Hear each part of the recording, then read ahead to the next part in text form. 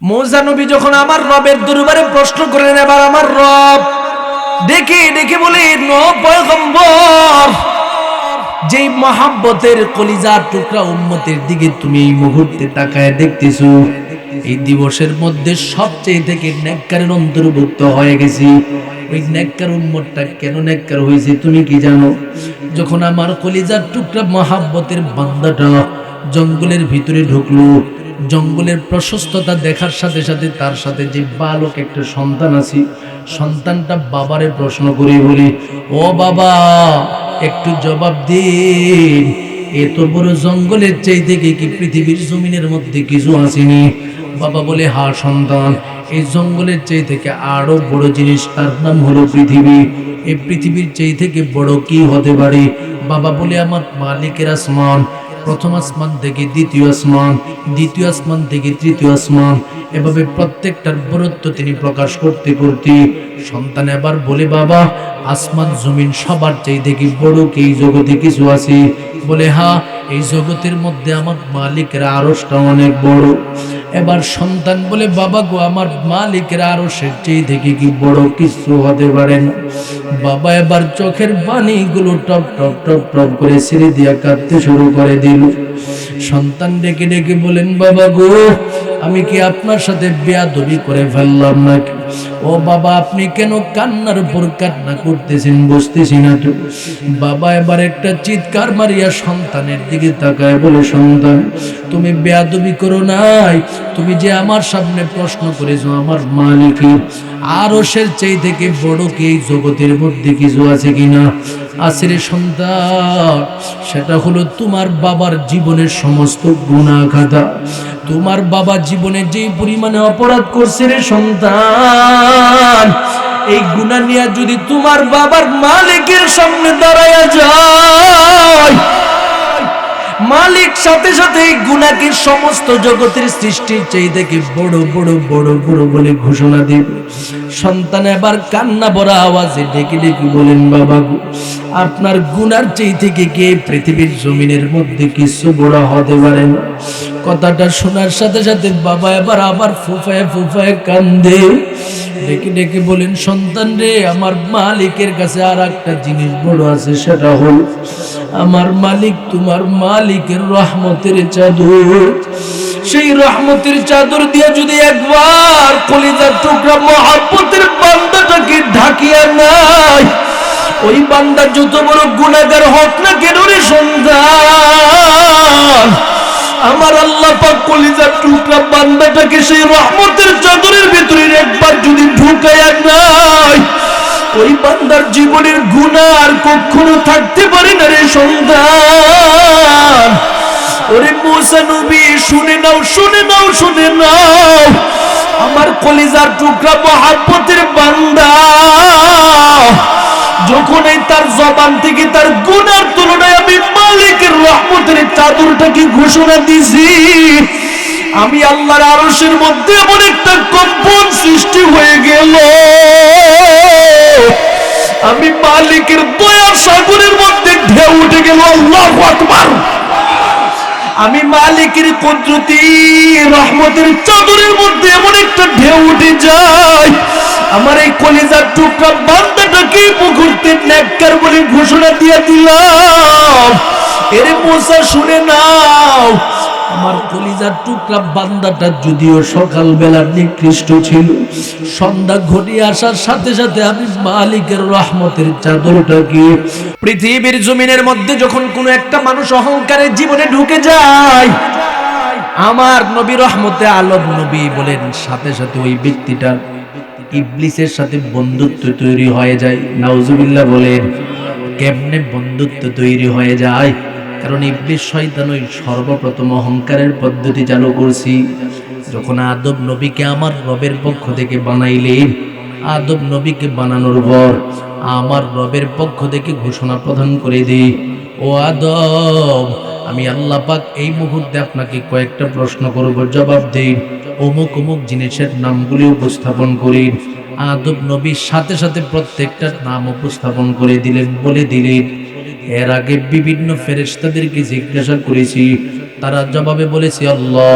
আপনি আমাদেরকে যা শিখাইছেন তাই বলতে পারি, এছাড়া বলার কোনো সুযোগ নাই। ফেরেশতাদেরকে জিজ্ঞাসা করার পর আদম নবীরে জিজ্ঞানোর সাথে সাথে তিনি প্রত্যেকটা প্রশ্নের জবাব দিয়ে দিল। এবার আমার আল্লাহ আদম আলাইহিস সালাতু ওয়াস সালামকে মর্যাদার চেয়ার দান করে দিল। কেমনে মর্যাদাবান বানাবে, কেমনে সম্মান দান করবে, আমার রবের পক্ষ থেকে সমস্ত ফেরেশতা সহ যত ইবলিস সহ যত জিন্নাতরা ছিল সবার সামনে ঘোষণা দিয়ে দিল, ওয়া ইয কুলনা লিল মালাইকাতি ইসজুদু লি আদম ফাসাজাদু ইল্লা ইবলিস আবা ওয়াস্তাকবারা ওয়া কানা মিনাল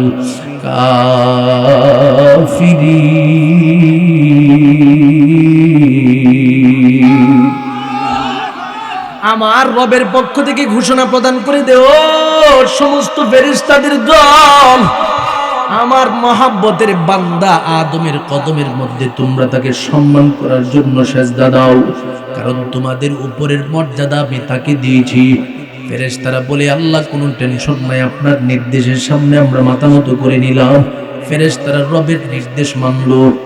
ইবলিস নামক যে শয়তানটা ছিল সে আবার জবাবে বলে, আল্লাহ আপনি কি সমস্ত কথা বলতেছেন, এই কথা তো উত্তর দেওয়ার কোনো সিস্টেম নাই, এই কথা শ্রবণ করারও কোনো সিস্টেম নাই।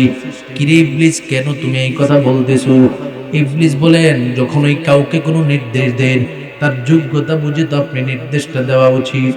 আপনি তো আমাকে বানাইছেন আগুন থেকে, আদমকে বানাইছেন মাটি থেকে, সুতরাং আমার সম্মান সে আদমের চেয়ে থেকে বেশি। আমাকে আপনি মর্যাদা দিয়েছেন আদমের উপরে, এখন আমি আদমের কদমের মধ্যে কেন সেজদা দিব? আল্লাহ বলেন, আবা ওয়াস্তাকবারা, ইবলিস শয়তান অহংকার করেছে, অহংকার করেছি।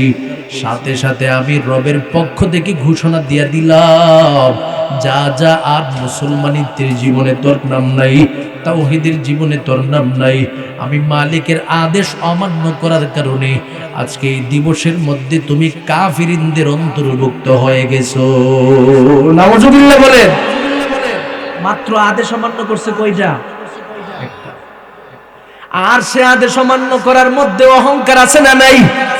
আল্লাহ বলছেন ওয়াস্তাকবার, সে অহংকার করছে। অহংকার তো করছে, আবার সে অহংকারও করে দিয়েছে। আমি রবের কথাটাকে সে গুরুত্বই দেয় না। এজন্য দুনিয়াতে কোনো মুমিন বান্দা যদি ইচ্ছাকৃতভাবে রবের কোনো বিধান, যেমন নামাজ হোক, রোজা হোক, হজ হোক, যাকাত হোক, এই জাতীয় বিধানের ব্যাপারে যদি সে ইচ্ছাকৃতভাবে অহংকার করে অথবা অহংকার দিলের ভিতরে নিয়ে বলে, দেখবো না আল্লাহ কি করার করবো না, নামাজ পড়তাম না, সাথে সাথে ইবলিস শয়তান যেই সিরিয়ালে চলে যায় তার নামটা সেই সিরিয়ালে চলে যায়। নাউজুবিল্লাহ। তাহলে আমার জীবনটাকে যদি অহংকার মুক্ত বানাতে চাই, রবের প্রত্যেকটা নির্দেশের মধ্যে আমি মান্যতার জীবন ঢুকাতে হবে। মুমিন বান্দা, এ কারণে আমার নবী রহমতে আলম নবী ঘোষণা দেয়, ক্বালা রাসূলুল্লাহ সাল্লাল্লাহু আলাইহি ওয়াসাল্লাম, মান তাওয়াযা লিল্লাহ রাফাহুল্লাহ। জমিনের মধ্যে যে সমস্ত মুমিন বান্দা আল্লাহর জন্য বিনয়ী হয়ে যাবে, আমার মালিক কুদরতি হাতে ওই ব্যক্তির সম্মান মর্যাদা বাড়ায়া দিবে। সুবহানাল্লাহ। যে ব্যক্তি বিনয়ী হবে তার সম্মানে আল্লাহ পাক কিভাবে বাড়াবে সে নিজেও কল্পনা করতে পারবে না। সুবহানাল্লাহ বলেন। আমাদের বাইতুল মুকাররমের বর্তমান যিনি খতিব আছে, আপনারা অনেকেই নাম জানেন, আলেম ওলামারা চিনেন, আল্লামা মুফতি আব্দুল মালিক দামাত বারাকাতুহু। ওনার ব্যাপারে দেশের অধিকাংশ আলেমরা জানে। আমার মালিকের পক্ষ থেকে তাকে এত সম্মানিত করেছেন, এত বড় মর্যাদা দিয়েছেন। বাংলাদেশের যত বড় বড় আলেম রয়েছে সবার চেয়ে থেকে তবকার ক্ষেত্রে, ওনার ইলমের ক্ষেত্রে যেই পরিমাণে ইলম আল্লাহ পাক তাকে দিয়েছেন সবার উপরে হয়ে যাবে। এত আলেম, এত বড় আলেম, এমন মর্যাদাশীল আলেম সেই আব্দুল মালিক সাহেব। ওনার জীবন থেকে একটা ইতিহাস বলতেছি। তিনি যখন একটা সম্মেলনের মধ্যে গেলেন, একটা ছাত্র এসে ওনাকে বলতেছি, হুজুর এই মুহূর্তে আপনার জুতাটাকে আমার কাছে দিবেন, আমি বরকতের জন্য আপনার জুতাটাকে আমার হাতে নিব। হুজুর বলে, আরে ছাত্র ভাই, তুমি আমার জুতা কেন হাতে নিবা? আমার চেয়ে থেকে সম্মানের অধিকারী হলা তুমি, কারণ তোমার ব্যাপারে আমার নবী রহমতে আলম নবী ঘোষণা দিয়েছেন, জমিনের মধ্যে যারা তালেবে ইলম হয়ে যায় ওই সমস্ত তালেবে ইলমদের কদমের নিচে ফেরেশতারা পরিপূর্ণভাবে তাদের নূরের পাখাটা বিছায় দেয়। আমার কদমের নিচে নূরের পাখা বিছাই না, তোমার কদমের নিচে নূরের পাখা বিছায় দেয়। সুতরাং তোমার মতো ছাত্র আমার জুতার মধ্যে ধরবা, এটা কখনো হতে পারে না। ওই ছাত্রটা নিজে বলেন, আমি হুজুরের দিকে তাকায় দেখলাম হুজুরের নিজের জুতাটাকে সুন্দর করে বাস করে উজু হয়ে হয়ে সেই ময়দানের ভিতরে ঢুকছি। সুবহানাল্লাহ বলে। অথচ আলেম উলামারা জানে কত বড় আলেম, তার খাদেম খুদ্দামের অভাব থাকার কথা না, চতুর্দিকে কত মানুষ তার খেদমতের জন্য পাগল। তিনি বলেন না, আমার সম্মান তোমাদের চেয়ে থেকে কম, তোমাদের সম্মান আল্লাহ আমার চেয়ে থেকে বাড়ায় দিছে। সুবহানাল্লাহ বলে। তার মানে আমৃত্যুর জীবন থেকে তিনি নিজেকে হেফাজত করেছেন। আমার রব তার মর্যাদাকে এখন এমন একটা জায়গায় নিয়ে পৌঁছাইছে, সারা বাংলাদেশের সমস্ত মসজিদ যেই মসজিদের অনুসরণ করে বাইতুল মুকাররমের খতিব। সুবহানাল্লাহ বলে। অথচ মানুষ আগে তাকে চিনতই না। আমার আল্লাহ বলে, তুমি বিনয়ী দেখাইছো, আমি আল্লাহ পাক তোমাকে চিনার ব্যবস্থা করে দিলাম। ও আল্লাহর মহাব্বতের বান্দা, এ কারণে অহংকার মুক্ত জীবন ধারণ করা এটা মুমিন বান্দা হিসাবে আমার দায়িত্ব। যখনই আমার জীবনের ভিতরে অহংকার আসবে, সাথে সাথে তওবা করব, সাথে সাথে ইস্তেগফার করব। পয়গম্বর সুলাইমান আলাইহিস সালাতু ওয়াস সালাম, তিনি গোটা বাদশাহিত্বের মধ্য থেকে শ্রেষ্ঠ বাদশা ছিলেন। পৃথিবীতে আমার রবের পক্ষ থেকে 4 জনকে সারা পৃথিবীর বাদশাহিত্ব দান করেছি। এর মধ্য থেকে তাওহীদওয়ালা ছিলেন 2 জন, কুফফার ছিলেন 2 জন। তাওহীদওয়ালাদের মধ্য থেকে একজন ছিলেন পয়গম্বর সুলাইমান আলাইহিস সালাম। একদিন সুলাইমান নবীর সামনে তার যে মন্ত্রী পরিষদের সদস্যরা ছিল, তারা জিজ্ঞাসা করে বলে, ও পয়গম্বর সুলাইমান, ব্যাপারটা কি আপনাকে আমরা এখন থেকে নতুন নতুন কিছু দৃশ্য দেখতে পাই। আপনি যখনই আপনার সিংহাসনের মধ্যে বসে অত্যন্ত বিনয়ের সাথে বসে থাকেন, মাথাটাকে উঁচু করেন না, আপনাকে দেখলে বোঝা যায় না যে আপনি একজন বাদশাহ। দরিদ্রদের মতো আপনার জীবন চলতেছে, অথচ আপনি যে চেয়ারের মধ্যে বসেন এই চেয়ারের মর্যাদা আমার রবের কাছে অনেক বেশি। কেমন বেশি? এই চেয়ারটাকে যদি আল্লাহর নির্দেশে ঘোষণা দেওয়া হয়, আমি সারা পৃথিবী আকাশ দিয়ে ঘুরবো, সাথে সাথে এই চেয়ারটা ওনাকে ঘুরাইতো। যখনই তিনি মনে চাইতেন পিপিলিকার সাথে কথা বলবে, তাদের সাথেও তিনি কথা বলতে পারতেন। মাছের সাথে কথা বলবে, মাছের সাথে কথা বলার সুযোগ আল্লাহ পাক দিয়েছিলেন। যত প্রাণী ছিল সমস্ত প্রাণীরা পয়গম্বর সুলাইমানের কথা মানতেন। এবার মন্ত্রীদের সামনে তিনি জবাব দিলেন, এর মন্ত্রীদের দলেরা, অহংকারের জীবন আমি নিজেকে এখন থেকে দূরে সরায় নিলাম। কেন সরায় নিছেন? বলে, আমি পিপিলিকাদের কাছ থেকে বিনয়ের জীবন শিক্ষা করেছি। সুবহানাল্লাহ। ও পয়গম্বর সুলাইমান, আপনি এত বড় বাদশা, একটা পিপিলিকার কাছ থেকে আপনি বিনয় শিখছেন, এটা কেমনে বলেন? একটা ছোট্ট একটা পিপিলিকা, সে আপনাকে কেমনে বিনয়ী বানাইছে, অহংকার মুক্ত জীবন বানাইছে কেমনে? পয়গম্বর সুলাইমান বলেন, আমি একদিন পিপিলিকাদের সাথে কথা বলতেছিলাম, জিজ্ঞাসা করলাম, মেরে পিপিলিকাদের দল, এই মুহূর্তে তোমাদের কোনো প্রয়োজনীয়তা আমার কাছে রয়েছে কিনা আমার সামনে বলো। কথাটা বলার সাথে সাথে পিপিলিকাদের পক্ষ থেকে ঘোষণা আসলো, ও বাদশা মহারাজ পয়গম্বর সুলাইমান, আপনি আমাদের প্রয়োজন মিটাতে পারবেন না, এই যোগ্যতা এখন আপনার হয় নাই। পয়গম্বর সুলাইমানের তো মাথা গরম হয়ে গেছে, আমি হলাম সমস্ত প্রাণীদের বাদশা, মানুষদের বাদশা, আমার মতো সম্মানিত এখানের মধ্যে কেউ নাই। আল্লাহ পাক আমাকে গোটা পৃথিবী চালানোর যোগ্যতা দিয়েছি। একটা সাধারণ পিপিলিকা বলতেছে তাদের প্রয়োজন আমি মেটাতে পারবো না, কখনো হতে পারে না। ও পিপিলিকাদের দলেরা, তোমরা এই মুহূর্তে বলো আমার কাছে তোমরা কি যাও। কথাটা শোনার সাথে সাথে পিপিলিকারা বলে, আপনি যদি আমাদের প্রয়োজন মেটাতে চান, আপনার কাছে এই মুহূর্তে আমরা আমাদের জীবনের হায়াত চাই। সুবহানাল্লাহ বলেন। সম্ভব? হায়াত দিতে পারবে? আমাদের হায়াতের মালিক কে? আল্লাযী খালাকাল মাউতা ওয়াল হায়াত লিয়াবলুয়াকুম আইয়ুকুম আহসানু আমালা। আমার রবের পক্ষ থেকে ঘোষণা প্রদান করে দেই, বান্দা আমি মালিক তোমাকে মরণ সৃষ্টি করেছি, তোমার মরণ দেই, তোমার হায়াত দেই। এই হায়াত নামক মূল্যবান দৌলত আমি রবের পক্ষ থেকে দেওয়া, মরণও আমি রবের পক্ষ থেকে দেওয়া। কেন দিলাম রে বান্দা? যেন তুমি তোমার জীবনের প্রতিটা কাজকে হাসানার অন্তর্ভুক্ত করতে পারো, উত্তম ইবাদত করতে পারো। অধিক পরিমাণে ইবাদতের তুলনায় উত্তম ইবাদতটা আমি রবের কাছে তোমরা উপস্থাপন করবা। সুতরাং এই আয়াতের মাধ্যমে আমার রব স্পষ্ট করে দেই, জমিনের মধ্যে মরণের মালিক আমার আল্লাহ, হায়াত দেনওয়ালা আমার আল্লাহ। এবার সুলাইমান নবী বলে, কখনো সম্ভব হতে পারে না, আমি তোমাদেরকে কিভাবে হায়াত দিব?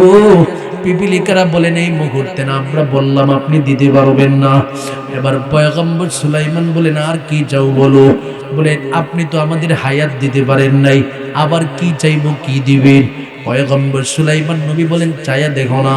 এবার পিপিলিকা বলেন, পয়গম্বর সুলাইমান আমাদের উত্তম রিজিকের ব্যবস্থা করে দেন। সুবহানাল্লাহ বলেন। বলেন তো দেখি, মানুষ কি রিজিক দেওয়ার মালিক? সবাই বলে না।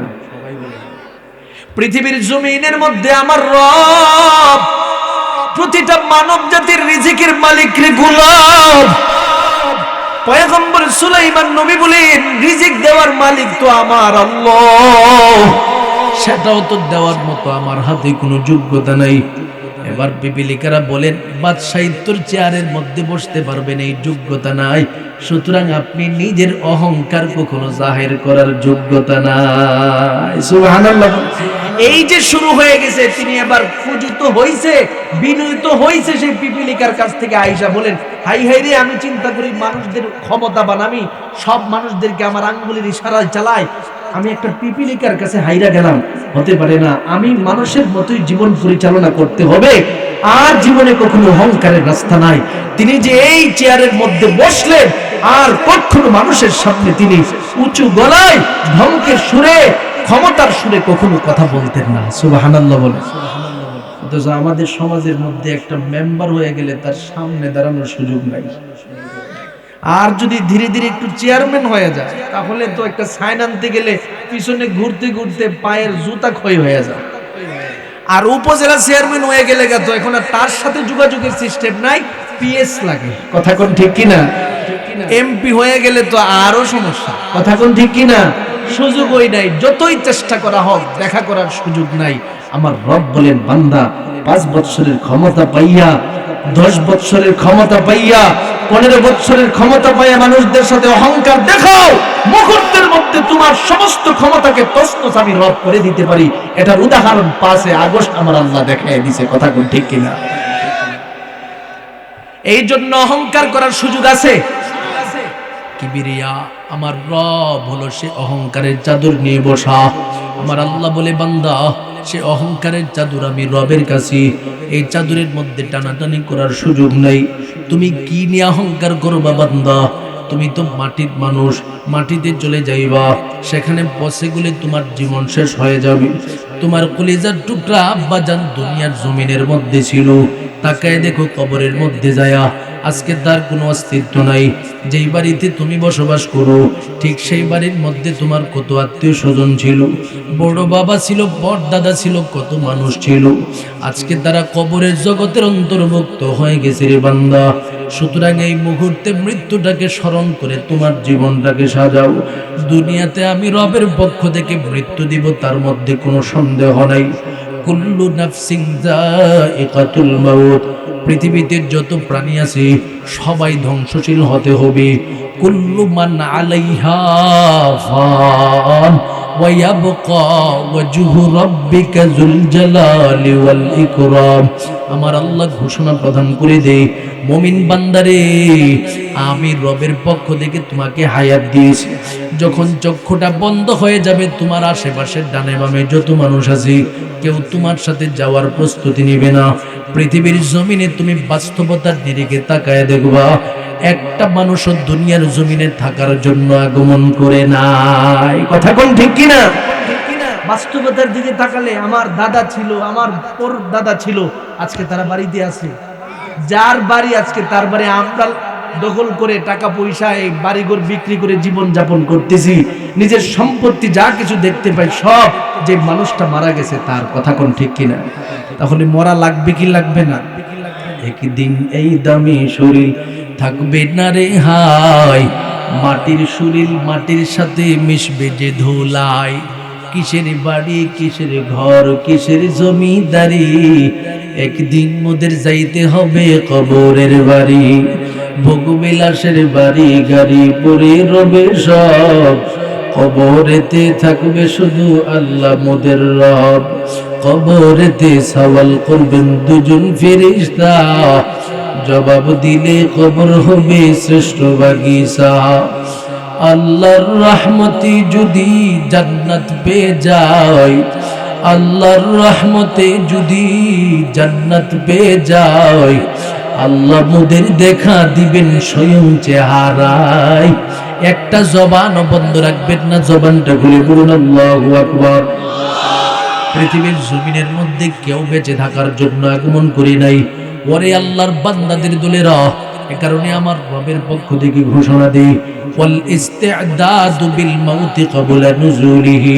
মুমিন রে, মরণ এখনো তোমার সামনে আগমন করে নাই, নিজেকে এই মুহূর্তে মৃত্যুর জন্য প্রস্তুত বানাও। এখন আপনি বলবেন হুজুর কেমনে প্রস্তুত বানাবো? আমি বলবো আপনার সামনে দিয়া ফজর যাই, জুহুর যাই, আসর যাই, মাগরিব যাই, ইশা যাই, কত ইবাদতের সুযোগ চলে যায়। প্রতিটা ইবাদতের সুযোগকে নিজের জীবনের ভিতরে ধারণ করবে, তার মাধ্যমে পরিপূর্ণ মৃত্যুর প্রস্তুতি আপনার জীবনে আসবে। অথচ অনেকে চিন্তা করি মরবো তো মরার সময় মরবো, এখন যত আয় যত ফুর্তি আছে সব করতে থাকি। আমার আল্লাহ বলে বান্দা, কখন তুমি মরবা মরার মতো সময় তোমাকে জানানো হয় নাই। এই মুহূর্তে নিজেকে পরিপূর্ণভাবে মৃত্যুর জন্য প্রস্তুত বানাও, কারণ আমার আল্লাহ 1450 বছর পূর্বে আমাদের সামনে স্পষ্ট ঘোষণা দিয়েছেন, ইন্নাল্লাহা ইনদাহু ইলমুস সাআ ওয়া ইউনাজ্জিলুল গায়স ওয়া ইয়ালামু মা ফিল আরহাম ওয়া মা তাদরি নাফসুম মাযা তাকসিবু গাদা ওয়া মা তাদরি নাফসুম বিআইয়ি আরদিন তামুত। আমার আল্লাহ বলে বান্দা, 5 বিষয়ের ইলম দুনিয়ার জমিনে আমি আল্লাহ কাউরে দেই নাই।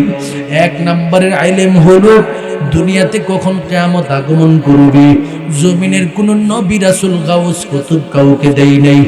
2 নম্বরে আমি রবের পক্ষ থেকে আরেকটা ইলম শুনে নাও, সেটা হলো বৃষ্টি জমিনের কোথায় কোন জায়গায় আগমন করবে সেই খবর আমি আল্লাহ পাক মানুষকে দেই নাই। 3 নাম্বার ওয়া ইয়ালামু মা ফিল আরহাম, কলিজার টুকরার সন্তান মায়ের গর্ভে যাওয়ার পরে সন্তানটা পরিপূর্ণ হওয়ার আগ পর্যন্ত কেউ সন্তানের ব্যাপারে জানে না, এটা ছেলে হবে নাকি মেয়ে হবে। 4 নম্বরে আমার আল্লাহ বলেন, ওয়া মা তাদরি নাফসুম মাযা তাকসিবু গাদা। মুমিন বান্দা, তুমি আগামীকাল কি করবা, কোথায় যাবা, এই খবর আমি রবের পক্ষ থেকে তোমাকে দেই নাই। 5 নম্বরে আমার রব সতর্কবাণী দিয়ে দেই, ওয়া মা তাদরি নাফসুম বিআইয়ি আরদিন তামুত।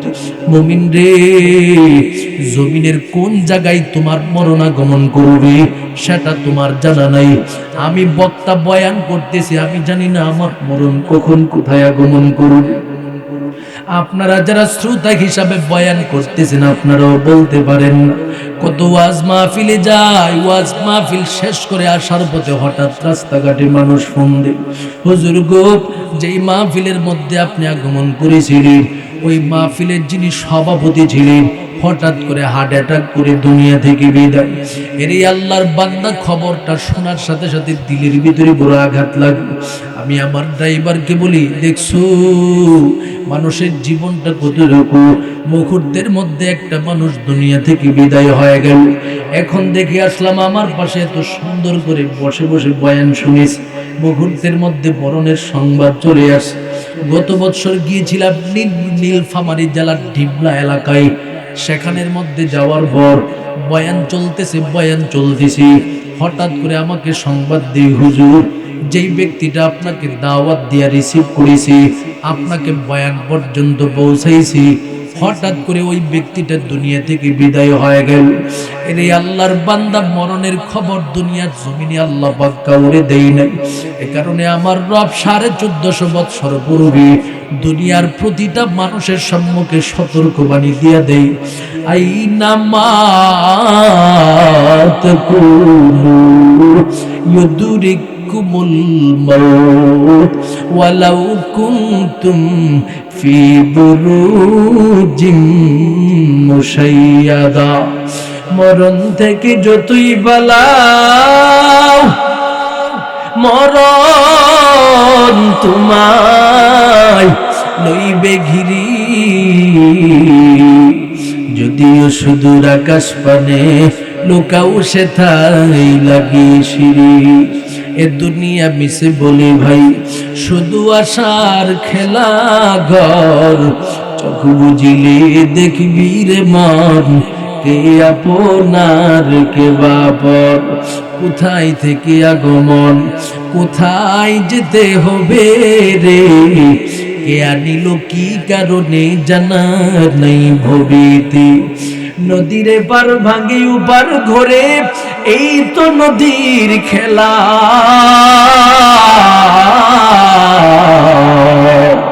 সকাল বেলার ধ্বনি রে তুই ফকির সন্ধ্যা বেলা। নদী পথে নৌকা চালাও ওরে মাঝি ভাই, বেলা ডুবার আগে আমি উপার উঠতে যাই। ডুবে গেলে বেলার ইয়াদ উঠে, আমার বাড়িতে আসি আমাকে একটা নজর দেখবি রে গোলাম। ও আল্লাহর বান্দাদের দল, এখন আপনাদের সবার চক্ষুটাকে বন্ধ করে ফেলবি, মুরাকাবার হালাতে আমার কথাগুলো শোনার চেষ্টা করবেন রে আল্লাহর বান্দা। আমার মন বলে আজকের এই ময়দান আমার রবের দরবারে কবুল হয়ে গেছে। আমার মন বলে আজকে যদি আপনি মুরাকাবার হালাতে যান, আমার রব আপনার কলিজাটাকে নরম করে দিবি। সেই অন্তরটা নরম হয়ে একটা ফোঁটা চোখের পানি ছেড়ে দিয়া এই ময়দান থেকে যদি যেতে পারেন রে আল্লাহর বান্দা, একটা ফোঁটা চোখের পানির ওয়াসিলা দিয়ে আমার আল্লাহ পাক আপনাকে মাফ করে দিবে। ওরে আল্লাহর বান্দা, আর ডানে বামে কেউ তাকাবেন না, এবার মুরাকাবার হালাতে চলে যায়। আমার বাড়িতে এসে আমার আত্মীয় স্বজনেরা আমার জীবনের সর্বশেষ লাশটাকে দেখার জন্য প্রস্তুত হবে। আমার সন্তান কাঁদবে, আমার বিবি কাঁদবে, আমার আত্মীয় স্বজনেরা আমার লাশটাকে দেখে দেখে দেখে দেখে এখন আর আমাকে নাম বলে ডাকে না। প্রত্যেকটা মানুষের জবানের মধ্যে এখন আমার নাম হয়ে গেছে লাশ। এই লাশকে কখন দাফন করা হবে, লাশকে কখন জানাজা পড়ানো হবে, তো আমার এই পাইটা আমার মরণের আগে আমার নাম বলে ডাক দিত। আজকে তার জবান থেকে আমার নামটা উঠে গেছি। আমার এই ভাই আজকে আমাকে লাশ বলে ডাকি, ইমাম সাহেব আজকে আমাকে লাশ বলে ডাকি। ওরে আল্লাহর বান্দা, আমার সন্তান আমার পাশে দাঁড়াইয়া চোখের পানি ছেড়ে দিয়া কাঁদফিয়ার বলবে, বাবা গো এখন আমি কারে আমার মুখটা বলে আব্বু আব্বু আব্বু আব্বু বলে ডাক দিব। ও বাবা, আমি এখন কার জন্য অপেক্ষা করব, কে আমার জন্য মজা নিয়ে আসবে গো বাবা? কোন বাবা এখন আমাকে নিয়ে আর টাঙ্গাইল যাবে, কালীঘাটি যাবি? এইভাবে আমার লাশের পাশে দাঁড়ায় আমার সন্তানটা কাঁদবি, শেষ পর্যন্ত আমার কলিজার টুকরা বিবি আমি বান্দার সামনে দাঁড়ায়া দাঁড়ায়া চোখের পানি ছেড়ে দিয়া কান্না করতে থাকবো, বলতে থাকবে, স্বামী গো এ সংসার আমি কেমনে চালাবো? স্বামী গো এ সংসারের মধ্যে আমার জীবন এখন কেমনে চলবে? প্রতিটা মানুষ চোখের পানি মুছে মুছে এবার আমাকে দাফনের জন্য প্রস্তুতি নেই। মসজিদের পালকিটার মধ্যে শুয়াইয়া এবার আমার নিয়ে রওনা হয়ে যায়। যেই গেট দিয়ে আমাকে নিয়ে বের হয়, আমি এই গেটের দিকে তাকায় দেখবো আমার আর জীবনে এই গেট দিয়ে ফেরত আসার সুযোগ নাই। আজকে যেই রাস্তা দিয়ে আমাকে নিয়ে যাবে রে আল্লাহর বান্দা, এই রাস্তা দিয়ে আমার আর জীবনে কখনো ফিরে আসার সুযোগ নাই। আমাকে জানাজা দিয়া যখন আমার আত্মীয় স্বজনের দলেরা কবরবাসীদের অন্তর্ভুক্ত করবি, আমি তাকায় দেখবো আমার সন্তানটা সবার আগে কবরের মধ্যে নামলো, আমার ভাতিজাটাও নামছে, আমার আত্মীয় স্বজনেরও আরেকজন নামছে, এমন 3টা মানুষ নেমে গেল। আমি মনে মনে ধারণা করব এরা মনে করি আমি বাবার সাথে থাকবি। হঠাৎ করে আমি তাকায় দেখবো আমি কলিজার টুকরা বাবাটারে আমার সন্তান মাটির মধ্যে শুয়াইয়া, আমার ভাতিজা উঠে যায়, আমার ভাগিনা উঠে যায়, আমার সন্তান আমি বাবার একা একা কবরে রেখে দিয়ে উঠে যায়। ওরে আল্লাহর বান্দা, আর কেউ আমার সাথে থাকতেছে না, আমি আজকে কবরের মধ্যে বড় একা। আমার নবী বলেন, বান্দা যদি তোমার জীবনটাকে ঈমান আমলের মাধ্যমে সাজায়া এই কবরবাসীদের অন্তর্ভুক্ত হতে পারো, আমার নবী বলেন, আল কবরু রাউযাতুম মির রিয়াজিল জান্নাহ, আমার মালিক তোমার কবরটাকে জান্নাতের বাগানে রূপান্তরিত করে দিবে। আর যদি ঈমান আমল নিয়া তওবা না করিয়া দুনিয়া থেকে বিদায় হয়ে যাও, ওরে বান্দা, গুনাহ করতে করতে তোমার জীবনটাকে শেষ করে দিছো, জিনা করতে করতে জীবন ধ্বংস, নামাজ না পড়তে পড়তে জীবন ধ্বংস। এই হালাতে যদি বান্দা তুমি একবার কবরের মধ্যে চলে যাও, আমার নবী বলেন, আও হুফরাতুম মিন হুফারিন নার, মুমিন বান্দাটা ডান দিকের মাটি বাম দিকের মাটি দূরে সরে যাবে। শুধু দূরে সরে যাবে না, মুমিন বান্দাটা তাকায় দেখবে ডান দিক থেকে বাম দিক থেকে মাটিটা এমন জোরে একটা চাপ মারতে থাকবে। এক একটা চাপের কারণে মুমিন বান্দাটার ডান পাজরের হাড্ডি, গুনাহগার নাফরমান বান্দার ডান পাজরের হাড্ডি বাম পাজরের ভিতরে ঢুকে যাবে। আল্লাহর বান্দা, গুনাহগার নাফরমান বান্দা আমার রবের দরবারে একটা চিৎকার মারবে আর ডেকে ডেকে বলবে, মালিক রে, আর সহ্য করতে পারি না রে দয়ার আল্লাহ। ওরে মালিক, আর একটা মুহূর্তের জন্য দুনিয়াতে পাঠাও, আমি আর মুহূর্তের জন্য দুনিয়াতে যাই অপরাধ করব না, গুনাহ করব, মানুষের হক মেরে খাবো না। আমার আল্লাহ পাক ডেকে ডেকে বলবে, রে আমার বান্দা, তোমার কাছে এই মুহূর্তে আমি রব জিজ্ঞাসা করি, তোমার কাছে কি কোনো আলেম সমাজ যাই নাই, উলামায়ে কেরামরা যাই নাই, বয়ান করে নাই, মুহাদ্দিসিনরা বয়ান করে নাই, মুফাসসিরিনরা বয়ান করে নাই? তোমার মসজিদে কি ইমাম ছিল না, খতিব ছিল না? তারা কি সেই কবরের সতর্কবাণী দেই নাই? অপরাধ থেকে নিজেকে বাঁচানোর জন্য কি ওয়াজ করে নাই, বয়ান করে নাই? কেন শোনো নাই? জানো না কবরে একবার চলে গেলে জীবনে আর ফেরত আসার সুযোগ নেই? ও নাফরমান, এখন থেকে শাস্তির পর শাস্তি উপভোগ করতে থাকো। মুমিন বান্দাটা চিৎকারের পরে চিৎকার করবে, ফায়দা হবে না। এ কারণে দুনিয়াতে যতদিন থাকবো আমার রবের পক্ষ থেকে ঘোষণা, বান্দা তুমি যেহেতু মাটির মানুষ, মাটিতে যাইবা, নিজেকে মাটির জন্য পরিপূর্ণভাবে প্রস্তুত বানাও। মিনহা খালাকনাকুম ওয়া ফিহা নুঈদুকুম, বান্দারে তোমাকে আমি রবের পক্ষ থেকে মাটি থেকে বানিয়ে দিলাম, তুমি নিজেকে মাটির জন্য প্রস্তুত বানাও। কেমনে বানাইবা? আমি রবের পক্ষ থেকে ঘোষণা প্রদান করে দিলাম, ইন্নাল্লাহা ইউহিব্বুত তাওয়াবিন, আমি আল্লাহ পাক সব সময় তওবাকারীদেরকে ভালোবাসি। ওয়া ইউহিব্বুল মুতাতাহহিরিন, আমি তাহারাত ওয়ালাদেরকে ভালোবাসি। তওবাকারীদেরকে আমি আল্লাহ ভালোবাসি। তার মানে তুমি বড় গুনাহগার হয়ে গেছো, জীবনে অনেক অপরাধ করেছো, জীবনে অনেক অন্যায় করে ফেলেছো, মানুষকে তুমি কষ্ট দিয়েছো। আজকে এই দিবসের মধ্যে সিদ্ধান্ত নাও, জীবনের গুনাহ কি মুছবা নাকি জীবনের গুনাহ নিয়ে বসবাস করবা? ও মুমিন, আমি রবের পক্ষ থেকে এখনোই সুযোগ প্রদান করতেছি। ইয়া আইয়ুহাল্লাযীনা আমানু তুবু ইলাল্লাহি তাওবাতান নাসুহা। আমি রবের পক্ষ থেকে ঘোষণা প্রদান করে দিলাম, খাঁটি দিলে আমি রবের কাছে তুমি আজকে সময় পাইছো তওবা করো। যদি তওবা করতে পারো, আসা রাব্বুকুম আইয়ুকাফিরা আনকুম সাইয়্যাতিকুম ওয়া ইউদখিলাকুম জান্নাত। আমি রবের পক্ষ থেকে ঘোষণা প্রদান করে দিলাম, আজকে এই মুহূর্তে তোমার সমস্ত গুনাহগুলোকে মুছে দিব।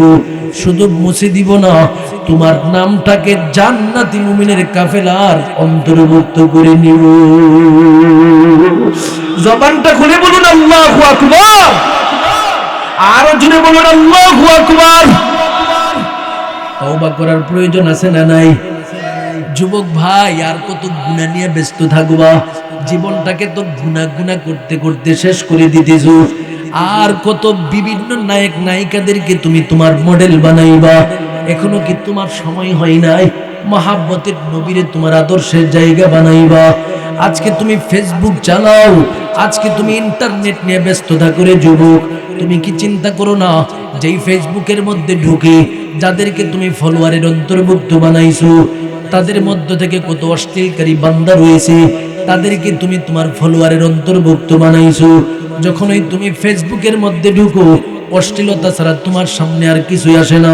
অথচ একজন আলেমকে তুমি ফেসবুকের ফ্রেন্ড লিস্টের মধ্যে রাখতে পারো নাই, ফলোয়ার হিসাবে রাখতে পারো নাই। তুমি রাখছো হলো ওই সমস্ত বদমাশদেরকে যারা নিজেদের বউ ব্যবসা নিয়ে ব্যস্ত থাকে। কথা কোন ঠিক কিনা? এমনও কিছু ফেসবুক আর তোমাদের ফলোয়ারের অন্তর্ভুক্ত রয়েছে রে গোলাম, যেই সমস্ত ব্যক্তিগুলো নিজের বউ নিয়ে ইন্টারনেটের সামনে আসে, ক্যামেরার সামনে আসিয়া তোমাদের সামনে নিজের বিবির সমস্ত অশ্লীলতা দেখায়, নিজের অশ্লীলতা দেখায়, বিবির যত ল্যাংটা ছবি আছে সেটাও তোমাদের সামনে উপস্থাপন করে দেয়। ব্যক্তিটা নিজের উলঙ্গপনা ও জাতির সামনে উপস্থাপন করে। গত কিছুদিন আগে দেখলাম একটা যুবক ছেলে, যেই ছেলেটা ফেসবুক ইন্টারনেটের মধ্যে বড় ফলোয়ারের অন্তর্ভুক্ত, সমস্ত যুবক ছেলেরা সেই ছেলেটাকে চিনে। একটার নাম হলো জান্নাত আর একটার নাম হলো তোহা। এই দুইটা মিলে সমাজের প্রতিটা মানুষকে ধ্বংসের সম্মুখীন করতেছে, যুবক ছেলেদেরকে তাদের অশ্লীলতার সম্মুখীন করতেছে। কিছু কিছু যুবক আছে তাদের ফলোয়ার হয়ে থাকে, অথচ তারা যখন ভিডিওর মধ্যে আসে নিজের বিবির সাথে কিভাবে কথা বলতে হবে সেই মাসালাটা পর্যন্ত জানে না।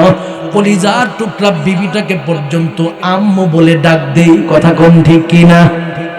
কলিজার টুকরা বিবি, বিবিরে মা ডাকার সুযোগ আছে, এই মা ডাকার সুযোগ আছে, অথচ সে অভিনয় করতে আসছে আয়েশা, বিবিরে আয়েশা মা বলে। নাউজুবিল্লাহ বলবেন না। এই যুবকটার, এই জাতীয় ফেসবুকার ব্লগারদের ভক্ত হলো আমাদের বর্তমান যুব সমাজ। কথা কোন ঠিক কিনা?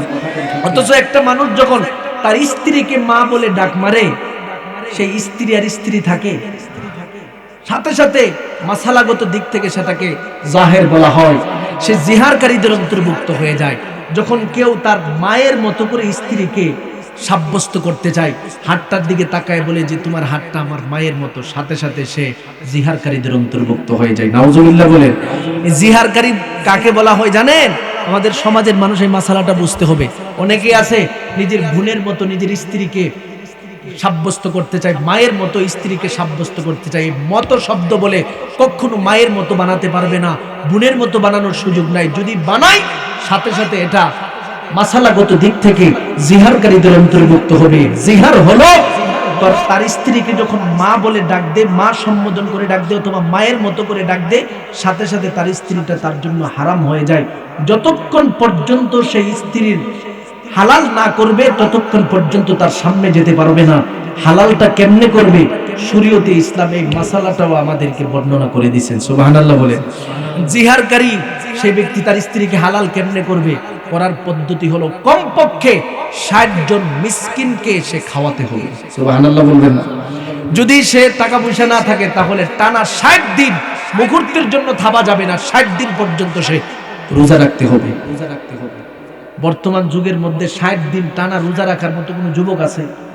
যে শয়তানটা তার স্ত্রীকে মায়ের মতো সম্বোধন করছে, এই সন্তানটা, এই শয়তান ছেলেটা জীবনে কখনো 60 দিন রোজা রাখার সুযোগ আছে? সে তো অশ্লীলতা নিয়ে ব্যস্ত থাকতেছে। তাহলে এই ব্যস্ত অশ্লীলতাকারী সেই ব্যক্তির অনুসরণ করে আমাদের যুব সমাজ নিজেদেরকে ধ্বংস করতেছে। কথা কোন ঠিক কিনা? এখান থেকে একটা মাসালা বলে দিচ্ছি, সবাই মনে রাখতে হবে। স্ত্রীকে মায়ের মতো বলার সুযোগ আছে? সবাই বলে না মায়ের মতো বলার সুযোগ আছে? স্ত্রীকে আপন বোনের মতো বলার সুযোগ আছে? সাবধান বলে দিই, এটা কিন্তু জেহারের অন্তর্ভুক্ত হয়ে যাবে। যদি এই জাতীয় ভুল কেউ করে ফেলেন, সাথে সাথে আপনার জন্য কাফফারা হিসাবে শরীয়তে ইসলাম সাব্যস্ত করেছে কমপক্ষে আপনি 60 জন মিসকিনকে খাওয়াতে হবে। মাসালা ক্লিয়ার হয়েছে? তাহলে এই জাতীয় শয়তান যুবকদের অনুসরণ করার সুযোগ শরীয়তে ইসলাম আমাদের যুব সমাজকে দিয়েছে। অথচ আপনি এই মজলিসের মধ্যে যে যুবকগুলো আছে এদের ফেসবুকগুলি খুলে দেখবেন, ফেসবুকটার ভিতরে ঢুকলেই শুধু অশ্লীল বেহায়াপনা আসে। কথা কোন ঠিক কিনা? কোন একটা আলেমরে ফলোয়ার বানায় না, কারণ আলেমের কাছ থেকে তো বয়ান আসে। কথা কোন ঠিক কিনা? কোন একজন মুহাদ্দিসকে তার ফলোয়ার বানায় না, কারণ তার কাছ থেকে দ্বীনি কথা আসবে। দ্বীনি কথার মধ্যে লাইকও পড়ে না, কমেন্টসও পড়ে না, শেয়ারও পড়ে না, কিন্তু অশ্লীলতা যারা করে তাদেরটাতেই যুবকগুলি গিয়ে শেয়ার করে। কথা কোন ঠিক কিনা? অথচ তুমি অনলাইনে কিন্তু সোয়াবের ভাগী হচ্ছ। যদি তুমি একজন আলেমের একটা বয়ান তুমি সুন্দর করে নিঃস্বার্থে তুমি শেয়ার করে দিতেছো, অন্য আরেকটা মানুষের কান্না ভরা বয়ানটা শুনে হেদায়েত প্রাপ্ত হয়ে গেলে সেটার সোয়াবের অংশ তুমি হয়ে যাবে। সুবহানাল্লাহ। তুমি তো জানো না। এই জন্য যুবক ভাইদের কাছে বলবো, নিজেকে তওবাকারীদের অন্তর্ভুক্ত বানাও। আজকে এই ময়দানের মধ্যে আগমন করেছো কবরের জন্য, মাটির জন্য নিজেকে প্রস্তুত বানাও। কেমনে প্রস্তুত বানাইবা? নিজেকে পূর্ণ তওবাকারীদের অন্তর্ভুক্ত বানাও। আমার মালিক তোমার মতো যুবককে ডাকতেছে, বান্দা আয় আয়, আমি রবের দিকে তুই এই মুহূর্তে আয়। আমি আল্লাহর কাছে তুই তওবার মাধ্যমে আগমন করবি। আমি মালিক একজন নেককারকে যেভাবে পছন্দ করে ভালোবাসিয়া আমার মহাব্বতের চাদরের ভিতরে ঢুকাইয়া দিব, তোমাকে এর চাই থেকে বেশি মহাব্বত করিয়া ঢুকাইয়া দিব। দেখবেন আমাদের দেশের মধ্যে বিভিন্ন দল আছে, দলের মধ্য থেকে এই দলের ভিতরে যখন নতুন কোনো একটা মানুষ ঢুকে ফর্ম ফিল আপ করে, যেই নতুন মানুষটা ঢুকে তাকে আলাদা কদর করে থাকে। কথা কোন ঠিক কিনা?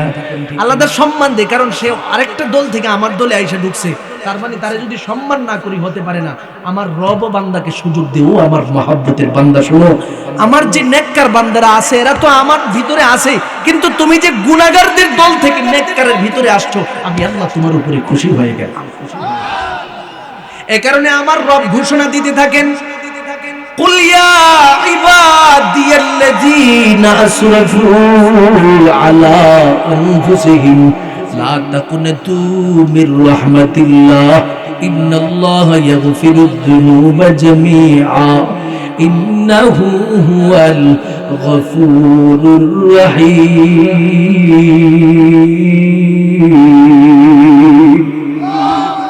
আমার রবের পক্ষ থেকে ঘোষণা, ও আমার মহাব্বতের কলিজার টুকরা বান্দারা শুনে নাও, আমি আল্লাহ পাক আমার রহমতের চাদরটাকে তোমার জন্য বিছায় রাখলাম। ও নবী, আমার কলিজার টুকরা বান্দাদের সামনে আপনি সুসংবাদ দিয়ে দেন, বান্দা কত গুনাহ করেছি, সমস্ত গুনাহ নিয়ে এই মুহূর্তে আমি রবের দিকে আগমন করতে বলি।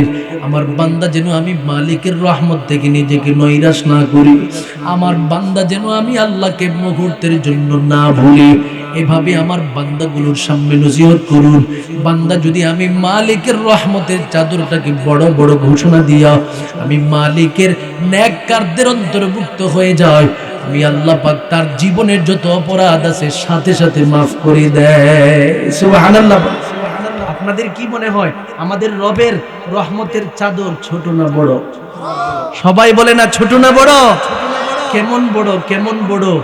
মুসা আলাইহিস সালাতু ওয়াস সালাম একদিন আমার আল্লাহরে প্রশ্ন করে বলে, আপনাদের কষ্ট হচ্ছে? ঘটনাটা বলবো, থাকবেন না ভাগবেন? কারা কারা ভাগবেন হাত উঠান। থাকবেন? এখানে যে হাত উঠেছে বিচার করতে হবে, বুঝে নাই? তার মানে যারা হাত উঠাইছে তারা থাকবে বেশি। কথা কোন ঠিক কিনা? আল্লাহ কবুল করেন, সবাই বলুন আমিন। কষ্ট হচ্ছে না তো? শীতের রাত তো, ঘুম ঘুম ভাব আসছে না? একটা তাকবীর দেন, নারে তাকবীর। এই আওয়াজ দিলে বয়ানার সামনে দেখবে, আরো আওয়াজ দিতে। আচ্ছা, যুবক ছেলেরা তো এখন আসছে, এখন দেখি বিবাহিতর পার্টিটা কোন হালাতে। অবিবাহিতরা আসছেনি রে, যুবক ছেলেগুলো আছে এখানে দেখি আজকে। এতক্ষণ আমরা একটু আগে যারা বিবাহিত ছিলাম, আমিও তো বিবাহিত, বিবাহিত না আমরা কিন্তু বিজয়ের পালার মধ্যে ছিলাম। এখন দেখি যুবকদের হালাত কি, একটা তাকবীর হবে, অবিবাহিতরা একটু চুপ থাকবেন, এদেরকে একটু পরীক্ষা করি, কথা কোন ঠিক কিনা? নারে তাকবীর। এই আওয়াজ দিলে মুরব্বীদেরকে বলে দিয়ে যাবো তোদের কপালে বিয়া নাই, তোমাদের আওয়াজ পছন্দ হয়েছে না, এদেরকে বিয়া করান দিয়ে ফেলবে। ঠসা। আচ্ছা বিয়া ছাড়া এখন নাই। আচ্ছা যেগুলি আওয়াজ দেয় নাই তার মানে তাদেরকে এই মুহূর্তে বিয়ারও সুযোগ দেওয়া যাবে না, কথা কোন ঠিক কিনা? আচ্ছা কষ্ট হচ্ছে আপনাদের, আল্লাহ কবুল করেন, বলেন আমিন। ফাঁকে ফাঁকে একটু ঘুমটা দূর করা লাগে না, এই জন্য একটু সিস্টেম করলাম আর কি। আল্লাহ কবুল করেন, বলেন আমিন। মুসা নবী আল্লাহর কাছে প্রশ্ন করে বলে, আল্লাহ হুজুরদের কষ্ট হচ্ছে না তো? থাকবেন নি? ধৈর্য আসেনি? হ্যাঁ হুজুররাও থাকেন ইনশাআল্লাহ, অল্প সময়ের ভিতরে বয়ান শেষ করে ফেলবো ইনশাআল্লাহ। হুজুরে উঙ্গাইতেছে, চিন্তা করতেছে কালকে তোমার ক্লাস করতে হবে। আজকে যেহেতু ক্লাস কালকে করবে, নিয়ত করে ফেলেন যে একটু কষ্ট করি, যেহেতু ব্রাহ্মণবাড়িয়া থেকে হুজুর আইসা বসে বয়ানটা শুনে যায়, কথা কোন ঠিক কিনা? মুসা নবী আল্লাহরে বলে, আল্লাহ আমার উম্মতের মধ্য থেকে সবচেয়ে থেকে গুনাহগার যে বান্দাটা আছে তার পরিচয়টা আমি জানতে চাই। আমার আল্লাহ বলে, ও পয়গম্বর মুসা, যদি তুমি সেটা অবগত হতে যাও, এই মুহূর্তে তুমি চলে যাও, সুবহে সাদিকের পরে একটা জঙ্গলের গেট রয়েছে, সেই গেটের মধ্যে তুমি দাঁড়াইবা, গিয়া দেখবা যেই মানুষটা সবার আগে এই গেট দিয়ে প্রবেশ করবে ওই ব্যক্তিটা তোমার উম্মতের মধ্য থেকে সবচেয়ে থেকে নিকৃষ্ট ব্যক্তি, সবচেয়ে থেকে গুনাহগার উম্মত। কথাটা শোনার সাথে সাথে পয়গম্বর মুসা নবী রওনা হয়ে গেল। আমার রবের নির্দেশ পেয়ে তিনি সেখানে চলে যায়। সুবহে সাদিক হওয়ার পর হঠাৎ করে তাকায় দেখে একজন আল্লাহর বান্দা কাদের মধ্যে কুঠাল নিয়া জঙ্গলের ভিতরে যাইতেছে, কাঠ কাটবি। আল্লাহর বান্দাটা ঢুকলো, মুসা নবী তার পরিচয় জানলেন। এবার আমার রবের দরবারে সাজদায় পড়ে দোয়া করে বলে, আল্লাহ গুনাহগার বান্দার পরিচয় পাইছি, এবার আপনার কাছে আমি জানতে চাই আমার উম্মতের মধ্য থেকে সবচেয়ে থেকে নেককার বান্দার পরিচয় কি? ওই ব্যক্তির পরিচয়টা আমার সম্মুখে উপস্থাপন করে দেন। কথাটা শোনার সাথে সাথে আমার রবের পক্ষ থেকে ঘোষণা দেয়, ও পয়গম্বর মুসা, তুমি যদি তোমার মহাব্বতের নেককার উম্মতের পরিচয় জানতে চাও, সন্ধ্যা ঘনিয়ে আসলে যেই জঙ্গলের গেটের মধ্যে তুমি দাঁড়াইছিলা সেখানে দাঁড়াইবা। যেই মানুষটা সবার আগে সন্ধ্যার সময় জঙ্গল থেকে বের হবে, ওই মানুষটা তোমার উম্মতের মধ্য থেকে আজকে এই দিবসের সবচেয়ে নেককারের অন্তর্ভুক্ত হয়ে গেছে। মুসা নবী এবার অপেক্ষমান, গুনাহগারকে চিনছি, নেককারটাকে চিনতে হবে, দেখি সে কে। অপেক্ষার পরে অপেক্ষার বেলা চলতেছে, সন্ধ্যা ঘনিয়ে আসলো রে আল্লাহর বান্দা। হঠাৎ করে পয়গম্বর মুসা নবী তাকায় তাকায় তাকায় তাকায় দেখতেছে যেই ব্যক্তিটা নিকৃষ্ট অবস্থায় সকালবেলা জঙ্গলের ভিতরে ঢুকছি, ওই ব্যক্তিটা নেককার অবস্থায় এই মুহূর্তে জঙ্গল থেকে বের হইতেছি। সুবহানাল্লাহ বলে, আল্লাহ গো কোন খেলার মধ্যে আপনি আমারে ফালাইছেন। দেখলাম ওই ব্যক্তিটা সবচেয়ে নিকৃষ্ট ব্যক্তি আমার উম্মতের মধ্য থেকে, খারাপ মানুষ, আর এই ব্যক্তিটাকে আপনি নেককার বানায় ফেলছেন হঠাৎ করে, ব্যাপার কি? আপনার খেলা আমার বুঝা বড় কঠিন রে মালিক, একটু বুঝাই দেন। সুবহানাল্লাহ বলে, আপনাদের বুঝার প্রয়োজন আছে না নাই? মুসা নবী যখন আমার রবের দরবারে প্রশ্ন করলেন, এবার আমার রব দেখে দেখে বলেন, ও পয়গম্বর, যেই মহাব্বতের কলিজার টুকরা উম্মতের দিকে তুমি এই মুহূর্তে তাকায় দেখতেছো, এই দিবসের মধ্যে সবচেয়ে থেকে নেককারের অন্তর্ভুক্ত হয়ে গেছি। ওই নেককার উম্মতটা কেন নেককার হয়েছে তুমি কি জানো? যখন আমার কলিজার টুকরা মহাব্বতের বান্দাটা জঙ্গলের ভিতরে ঢুকলো, জঙ্গলের প্রশস্ততা দেখার সাথে সাথে তার সাথে যে বালক একটা সন্তান আছে, সন্তানটা বাবারে প্রশ্ন করে বলি, ও বাবা একটু জবাব দিন, এত বড় জঙ্গলের চাইতে কি পৃথিবীর জমিনের মধ্যে কিছু আসেনি?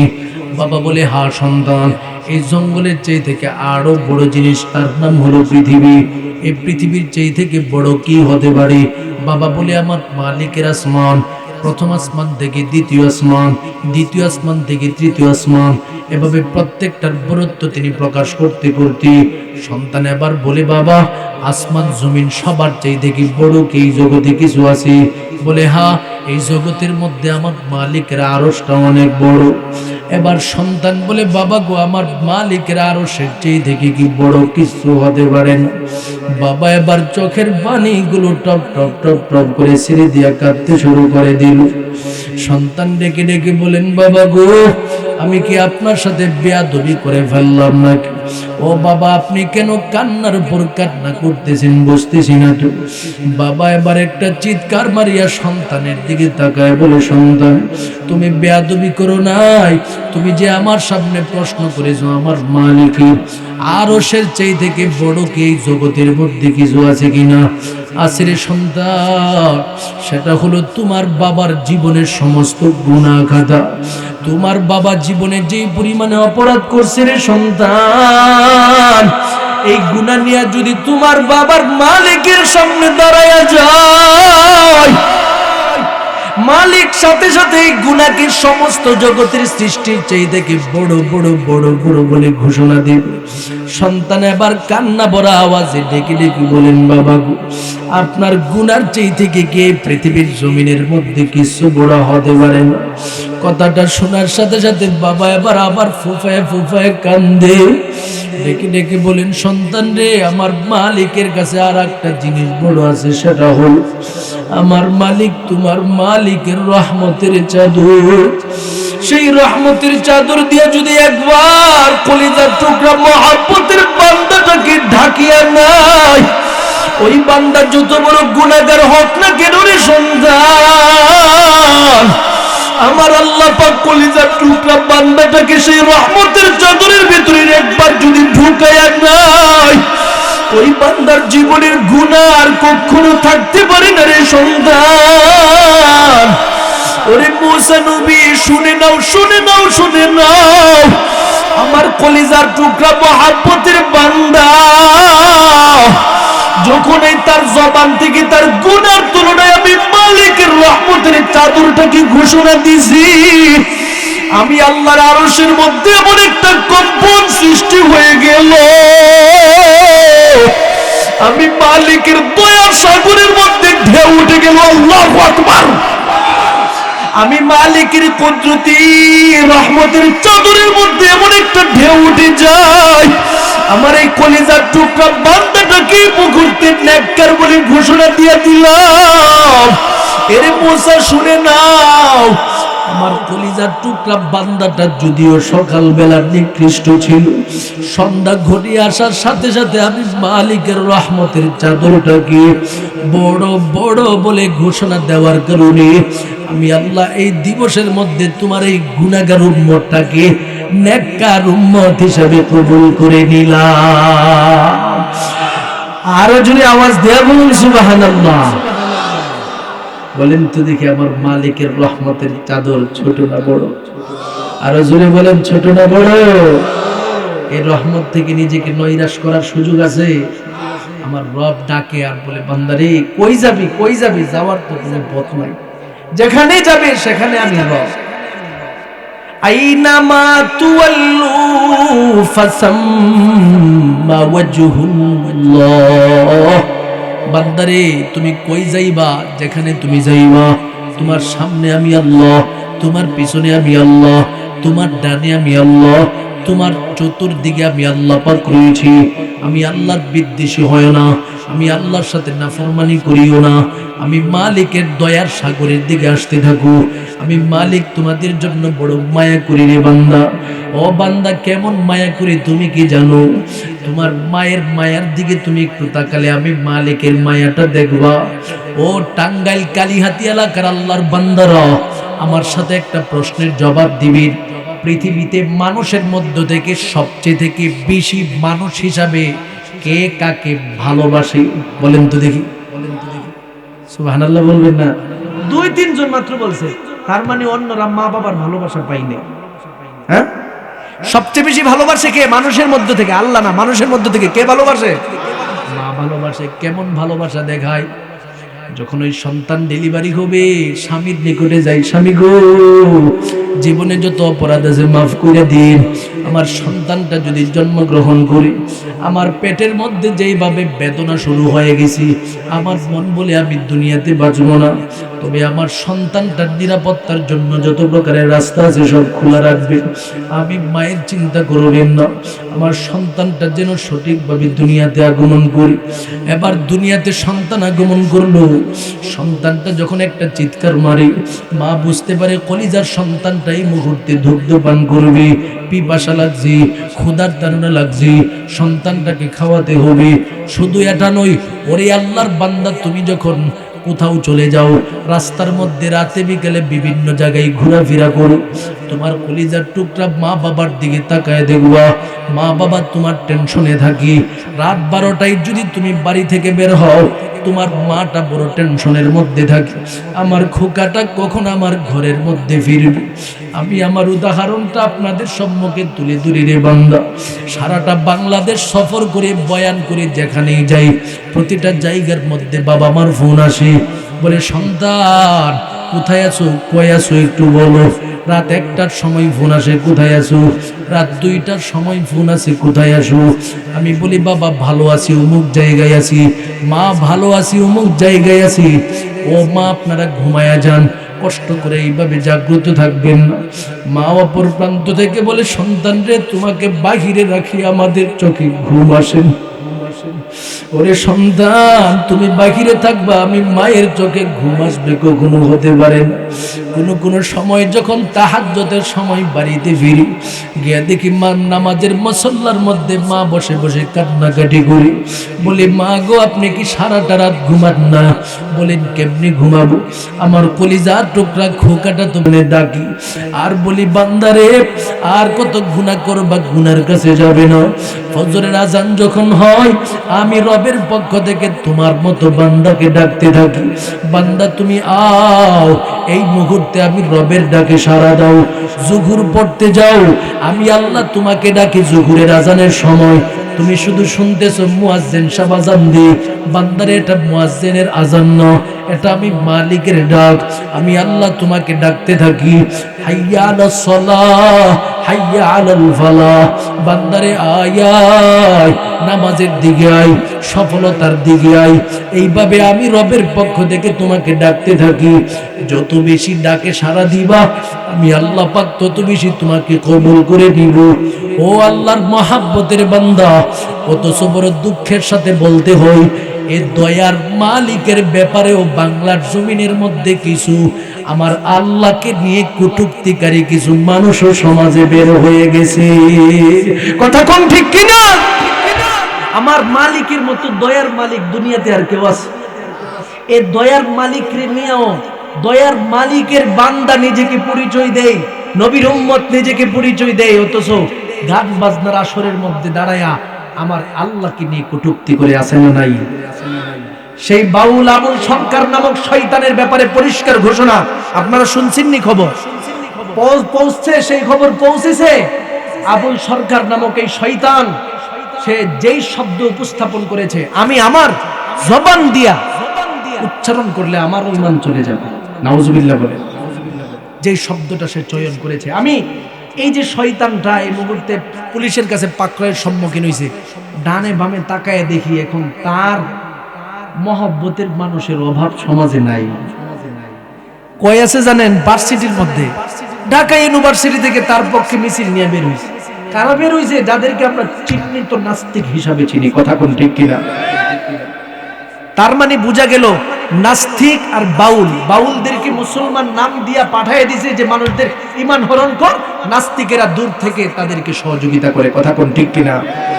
যদি সহযোগিতা না করত তাহলে তারা কখনো এইভাবে বাউলদের পক্ষে নামতো না। আজকে দেখলাম ঢাকাতে এই বাউলদের পক্ষে একবারে শাহবাগের মতো বিশাল সমাবেশের জায়গা, সেখানের মধ্যেও তারা গান বাজনার আয়োজন করে বাউলদেরকে সমর্থন দিতেছে। অথচ বাউলদের অবস্থা কি আপনারা জানেন? এই এলাকার মানুষ তো মনে করে যে হুজুরে বাউলদের বিরুদ্ধে কথা বলতেছে। ভাই, এই বাউল জাতিটা গোটা যুব সমাজকে ধ্বংস করার ষড়যন্ত্রের মধ্যে নামছে। আপনি জানেন না তো? ফেসবুক তো চালান, এই সংবাদ তো আপনাদের কাছে যায় না। গতকালকে সংবাদ দেখলাম, একটা লতিফ সরকার নামক একটা বাউল আছে নেই? শয়তানটারে চিনেন আপনারা? চেহারার দিকে তাকালেও বোঝা যায় মোটামুটি শয়তানের দাদা। কথা কোন ঠিক কিনা? এই শয়তানের কাজ হলো তার কাছে গুরু মাইনা যখন মানুষে যায়, যে কোনো একটা নারী সমাজ যাবে, সেই নারীটাকে বলবে যে গুরুর কাছে নিজেকে উৎসর্গ করতে হবে।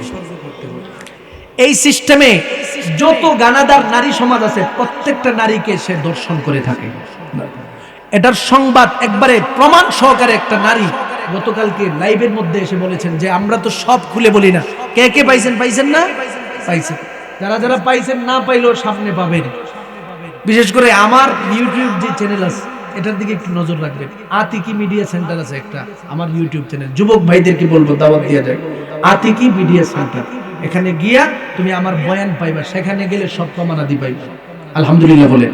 এর প্রমাণ নিয়ে আমরা ঘুরি, জাতিকে বুঝাতে চাই যে শুনেন, আপনাদেরকে যে গান বাদ্য দিয়া তারা যে আপনাদের ইমানকে ধ্বংস করে দিচ্ছে, এটার প্রমাণটা দেখেন।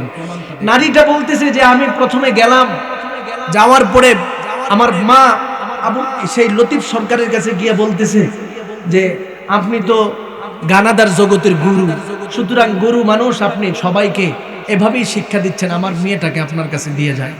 ফলে লতিফ সরকার নিজে বলতেছে যে সমস্যা নাই, আপনার মেয়ে আমার সাথেই থাকবে, যেখানে আমি যাই সেখানে আমার সাথে প্রোগ্রাম করবে, রাত দিন 24 ঘন্টা আমার সাথে থাকবে, আপনার মেয়েটাকে আমার মেয়ের মতো করে রাখবো। নাউজুবিল্লাহ বলেন। মা তো বিশ্বাস করছে, কারণ ওই মা ও তো বাউল মার্কা মা। ওই কথা কোন ঠিক কিনা? যদি নেককার মা থাকতো, সেই মেয়েটাকে রাত দিন 24 ঘন্টা পুরুষদের সাথে গান শেখার জন্য ঘুরবে, এটা কোনো নেককার মা বরদাস্ত করতো না। কথা কোন ঠিক কিনা? মা তো মায়ের মতো দিয়ে দিছে মেয়েটাকে। এবার মেয়ে বলতেছে আমি আমাকে নিয়ে ফরিদপুর এলাকায় এক গানের আসরে যাইতেছি। যাওয়ার পথে রাস্তার মধ্যে থামছে, সেখানে যাওয়ার পথে গাড়ি, এদের গাড়িটা থাকে অনেক বড়, কারণ ঢুল বাদ্যযন্ত্র সব থাকে। এই গাড়ির ভিতরে যত লোক ছিল সবাইকে বলছে তোরা নেমে যা। সবাই নামছে, তারা রেস্ট নিতেছে, আর সে এই মেয়ের উপরে গাড়ির ভিতরে দর্শন শুরু করে দিছে। নাউজুবিল্লাহ বল। মেয়েটা বলছে যে আমি তার আশেপাশের যত সহযোগী আছে সবার কাছে আমি এটার অভিযোগ দিয়েছি। তারা বলে আমাদের বাউল সমাজে গুরু মানলে, গুরুর কাছে নিজেকে উৎসর্গ করলেই তুমি কিছু পাইবা। নাউজুবিল্লাহ বলবেন না? তার মানে এই মেয়ের উক্তির মাধ্যমে স্পষ্ট হয়ে গেল, এই জাতির যুব সমাজকে ধ্বংস করার জন্য বাউল মার্কাই নারী সমাজগুলো নিজেও সেই গুরুদের সামনে উৎসর্গ করে অশ্লীলতার সম্মুখীন হয়ে নিজেদেরকে ধ্বংস করে আমার দেশের যুব সমাজকেও ধ্বংস করছে। এই যুবকদেরকে বাঁচানোর জন্য আমাদের দেশের আলেম সমাজরা প্রতিটা মুহূর্তে মুহূর্তে কাজ করছে। পরিষ্কার ভাষায় ঘোষণা প্রদান করে দিচ্ছি যে লতিফ সরকার নামক শয়তানরা এদেশের গোটা জাতির ঈমানকে ধ্বংস করে দেওয়ার জন্য আল্লাহ বিদ্বেষী সত্য উপস্থাপন করে আবুল সরকারের নামক শয়তানরা, আনোয়ার সরকার নামক আরেক শয়তান হযরত আদম আলাইহিস সালাতু ওয়াস সালামকে নিয়ে কটূক্তি করেছে, নবীদেরকে নিয়ে কটূক্তি করেছে। অনতিবিলম্বে তাদের সকল প্রকারের কার্যসমূহ এই দেশের মধ্যে বন্ধ করে দেওয়া হোক। কথা কোন ঠিক কিনা? পাশাপাশি যাদেরকে জেলের মধ্যে নেওয়া হয়েছে এই সমস্ত ব্যক্তিদেরকে অনতিবিলম্বে আইনের আওতায় আনতে হবে। কথা কোন ঠিক কিনা? আল্লাহ পাক জাতিকে বুঝার তৌফিক দান করেন, বলুন আমিন। তাহলে আমরা স্পষ্ট হয়ে গেলাম, আমাদের রবের বিদ্বেষী যারা হবে তাদের কোনো ক্ষমা এই দেশের মানুষ করতে পারে না। কথা কোন ঠিক কিনা? এজন্য যুবকদেরকে অনুরোধ করব, যুবক ভাই আর কত অপরাধের সম্মুখীন হবে, তওবার দিকে ফিরে আসো, দ্বীনের দিকে ফিরে আসো, ইসলামের দিকে ফিরে আসো। আমার রব তোমাকে ডাকতেছে, আয় আয় বান্দা, আলা মিন মুস্তাগফিরিন ফাগফিরালা। রাত এই মুহূর্তে বাজতেছে 11:30। ঠিক এই মুহূর্তের মধ্যে আমার রব আমাদেরকে ডাকতেছে, ও আমার কালিহাতির মহব্বতের বান্দারা, আলা মিন মুস্তাগফিরিন ফাগফিরালা, আলা মিন মুস্তারজিকিন ফারজুকাহু। তোমাদের মধ্য থেকে কোন বান্দা আছো আমি রবের কাছে ক্ষমা চাইবা, আমি আল্লাহ পাক তোমার জীবনের সমস্ত গুনাহ খাতা মাফ করে দিব। ওরে বান্দা, তোমাদের মধ্য থেকে কোন ব্যক্তিটা আছো যেই ব্যক্তিটা এই মুহূর্তে আমি রবের কাছে তুমি রিজিক চাইবা, আমি রবের পক্ষ থেকে তোমাকে রিজিক দেওয়ার জন্য প্রস্তুত হয়ে আছি। ওরে আল্লাহর বান্দা, এই জন্য আজকে আমাদের জন্য সুবর্ণ সুযোগ, রবের কাছে আন্তরিকভাবে তওবা করব, ক্ষমা চাইবো, জীবনের গুনাহ নিয়ে যত বেশি মাফ চাইতে পারবো, কান্নাকাটি করতে পারবো, আমার আল্লাহ পাক তত বেশি আমাকে সম্মানের পাত্র হিসাবে কবুল করবেন। কারণ আমার নবী বলেন, যখন এই কোনো বান্দা নিজে তার সমস্ত গুনাহ নিয়ে অনুশোচনা প্রকাশ করতে যায়, আমার আল্লাহ পাক তার তওবাটাকে কবুল করে শ্রেষ্ঠ বানায় দেয়। কেমনে বানায় দেয়? ওরে বান্দা, আরেকটা উদাহরণ দিয়ে আমার আলোচনাটা শেষ করে ফেলবো। আমার নবীর যুগের মধ্যে একজন বান্দি ছিল, মহিলা, নবীর মহাব্বতের সাহাবিয়া নারী। আমার নবীর সম্মুখে সাহাবিয়া নারীটা উপস্থিত হয়ে গেল, ডেকে ডেকে বলেন, তাহিরনি ইয়া রাসূলুল্লাহ, তাহিরনি ইয়া রাসূলুল্লাহ, নবী গো আপনি আমাকে পবিত্র করে দেন। আল্লাহর নবী বলেন, কি দিয়া পবিত্র করব? বলেন, নবী গো আমি বড় জিনাকারিনীদের অন্তর্ভুক্ত হয়ে গেলাম। আমার নবীজি আবার তার চেহারাটাকে ঘুরায় ফেললেন। আবার সাহাবিয়া নারীটি বলেন, তাহিরনি ইয়া রাসূলুল্লাহ, নবী গো আপনি আমাকে পবিত্র বানায় দেন। আবার মহিলাটা বলেন, নবী গো আপনি আমাকে পবিত্র বানান। নবীজির চেহারা ঘুরাই। এইভাবে তিনবার কথোপকথন হলো। আমার নবী বলেন, তোমাকে তখনই পবিত্র করা হবে যখন তোমার পেটের সন্তানটা দুনিয়াতে আগমন করবে। কারণ শরীয়তের মাসআলা হলো, কারো উপরে যখন শরীয়তের হদ নির্ধারণ করা হবে, ওই ব্যক্তিটা যদি কোনো উজুরের সম্মুখীন থাকে, অথবা কোনো নারী যদি থাকে, নারীর পেটে যদি কোনো সন্তান থাকে, মহিলাটাকে সুযোগ দেওয়া জরুরি। ওই মহিলাকে আল্লাহর নবীজি সুযোগ দিলেন, সন্তান দুনিয়া থেকে আগমন করলো। কিছুদিন পর আমার নবী বলেন, সন্তান যখন দুনিয়াবি খাবার খেতে পারবে তখন তোমাকে পবিত্র করা হবে। শেষ পর্যন্ত দুনিয়াবি খাবার খাওয়ার মতো যোগ্য হয়ে গেল। ওরে আল্লাহর বান্দা, এই মুহূর্তের মধ্যে মহিলাটা নবীর সামনে দাঁড়ায় গেল, ডেকে ডেকে বলেন, নবী গো আপনি আমাকে পবিত্র করে দেন, তওবা করার জন্য আগমন করলাম।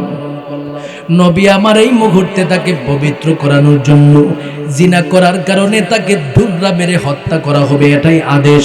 আল্লাহর নবী সাহাবায়ে কেরামদেরকে আদেশ প্রদান করে দিল, ও সাহাবায়ে কেরামরা শুনে নাও, আমার এই যে মহাব্বতের সাহাবিয়া নারীটা নিজ দায়িত্বে অনুশোচনা প্রকাশ করে শরীয়তের হক তার উপরে সাব্যস্ত করার জন্য আগ্রহী হয়েছে। এই মুহূর্তে তাকে আঘাত করতে হবে, তাকে পবিত্র বানাতে হবে। সমস্ত সাহাবায়ে কেরামরা প্রস্তুত হয়ে যায়। আল্লাহর বান্দির উপরে আবার আঘাতের উপরে আঘাত করতে থাকি। পাথরের পরে পাথরের আঘাত করার পরে মহিলাটা পড়ে যায় না। হঠাৎ করে নবীর সাহাবীদের মধ্য থেকে একজন সাহাবী মহিলাটার অতি নিকটে চলে গেল, তার মাথার মধ্যে একটা পাথর দিয়ে জোরে একটা আঘাত করলো, সাথে সাথে রক্তটা ফিকিয়ে তার শরীরের মধ্যে পড়ল। সাহাবীটা আসিয়া আমার নবীর সামনে বলে, নবী গো এই মুহূর্তে আমি বড় অপবিত্র হয়ে গেলাম, আমার মতো অপবিত্র কেউ হতে পারে না। কেন তুমি অপবিত্র হয়েছো? বলে, ও নবী এই মুহূর্তে যে সমস্ত নারীটা রয়েছে, যেই নারীটা রয়েছে, এই অপবিত্র নারীর রক্ত আমার শরীরের মধ্যে ভরে গেছে। ও নবী রহমতে আলম নবী, আমি তো পুরো পবিত্র হয়ে গেলাম। আমার নবী আবার সাহাবীর দিকে তাকাইয়া ডেকে ডেকে বলেন, সাবধান সাবধান, ওরে সাহাবী সাবধান, আমি নবী রহমতে আলম নবী আমার সাহাবিয়ার নারীর ব্যাপারে ঘোষণা দিতেছি। ওই নারীটা অপরাধ করেছে, গুনাহ করেছে, জিনা করেছে। অপরাধ করার পরে তাকে পাকড়াও করে কাউকে দিয়ে আনানো হয় নাই, পুলিশ দিয়ে ধরায় আনা হয় নাই। আমি নবীর কাছে নিজ আগ্রহে ক্ষমা চাওয়ার জন্য আসছি, পাশাপাশি শরীয়তের হক তার উপরে প্রতিষ্ঠা করার জন্য সে এসেছে। তার মানে আমার রবের কাছে ওই নারীটার তওবা এমন ভাবে কবুল হয়েছে। আমি নবী তোমার সামনে ঘোষণা প্রদান করে দিলাম, যেইভাবে নারীটা আমার রবের সামনে অনুশোচনা প্রকাশ করেছে, যার কারণে তার তওবাটাকে যদি দুনিয়ার প্রতিটা মানুষের সামনে, জগৎবাসীদের সামনে, বিশেষ করে মদিনা নগরীর সমস্ত গুনাহগারদের সামনে তওবাটাকে বন্টন করে দেওয়া হয়, এই নারীর তওবাকে ওসিলা দিয়া সমস্ত গুনাহগারদের গুনাহ খাতা আল্লাহ মাফ করে দিবে। তওবা করে আবার তওবা ভাঙ্গিলাম, ও বসে সে খাটি তওবা করিলাম। এ জীবনে না করিলাম বন্দেগী, গুনাহ করে কাটাইলাম জিন্দেগি। সকলেরই দরজা হইতে আল্লাহ ফিরিয়া আপনার রইনি কোটে রইলাম পড়িয়া।